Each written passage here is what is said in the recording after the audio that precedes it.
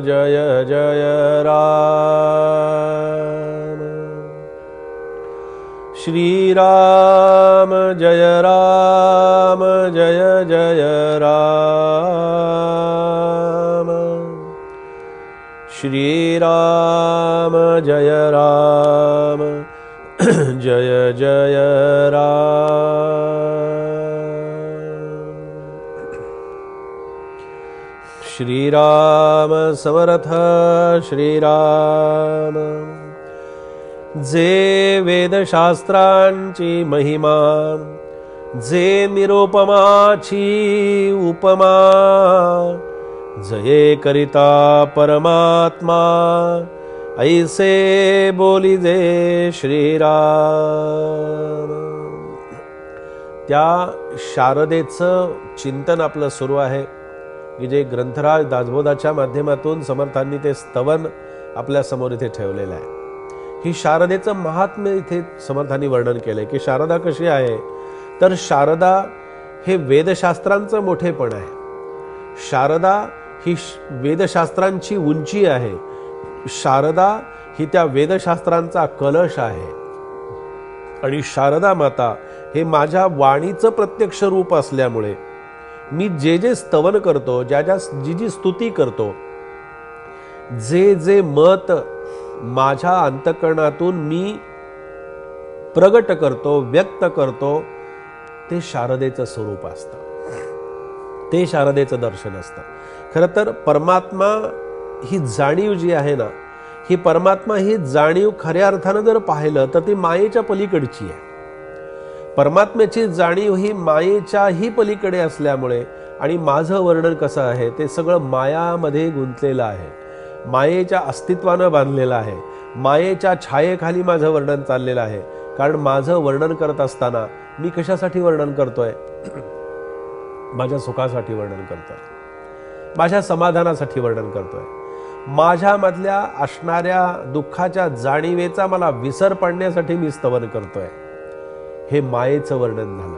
माया आवरण ज्याच्यावरती आहे हे मायेचं आवरण, मायेचं झाकण। माया म्हणजे जी प्रगट रूपानं आपल्याला कधी दिसत नाही पण अस्तित्व रूपानं सगळीकडे असते। पहा, सगळीकडे तिची जाणीव असते, पण तिला मानवी कल्पनेच्या कक्षेमध्ये आणून, मायेला मानवाच्या एक प्रकारच्या कक्षेमध्ये म्हणजे त्याच्या सान्निध्यामध्ये आणून माणसाच्या रूपातून, माणसामधून तिला व्यक्त करण्यासाठी, माणसातून व्यक्त करणं म्हणजे नेमकं काय करणं?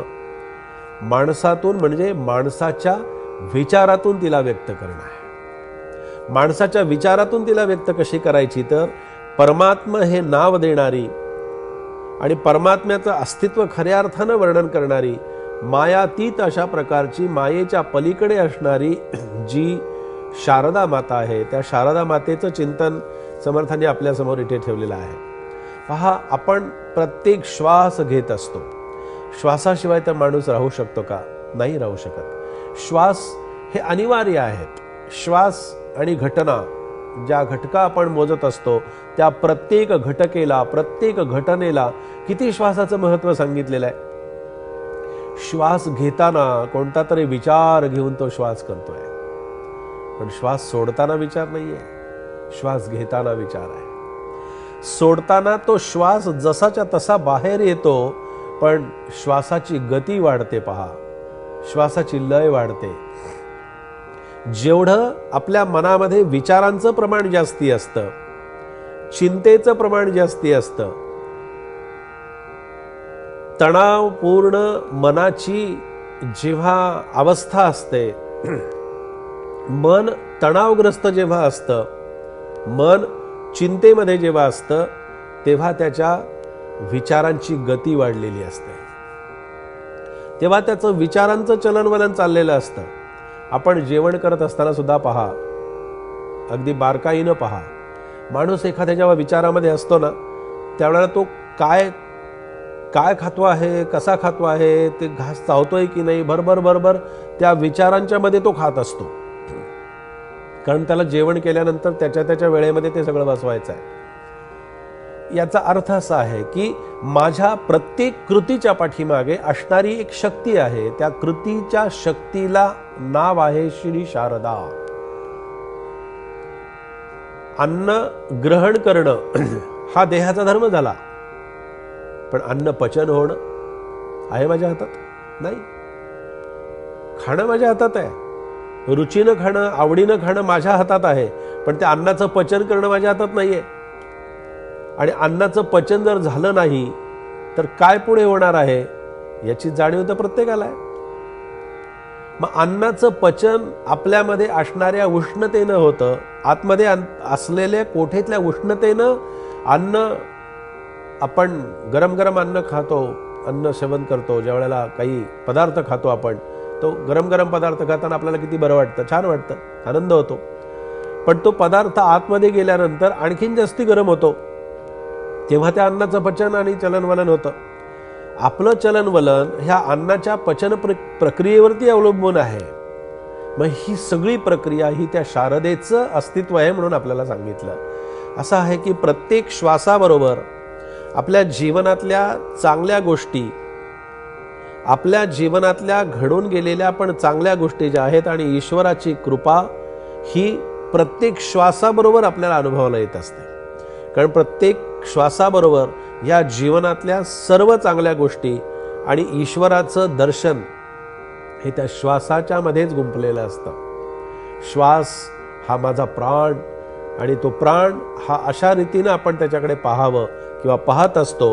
कारण प्रत्येक व्यक्तीचं जीवन, प्रत्येकाचं जीवन हे त्या पद्धतीनं फुलत असतं, फुलवलं जात असतं. आणि ते जीवन फुलवणं, त्या जीवनाची अनुभूती घेणं, त्या जीवनाचं अस्तित्व दर्शना आपल्यासमोर ठेवणं, हे त्या शारदा मातेची आपल्यावरती कृपा असते. हे त्या शारदा मातेचं अस्तित्व आपल्यासमोर असतं. आणि ती शारदा माता आपल्याला अखंडपणानं आपल्या जवळ असूनही दिसत नाही, आणि ती दिसावी याच्यासाठीच हे समर्थांचं समर्थ चिंतन या शारदा मातेच्या चिंतनाच्या अनुषंगानं, त्या माध्यमातून आज आपण या ठिकाणी पाहिलेलं आहे. जय जय रघुवीर समर्थ.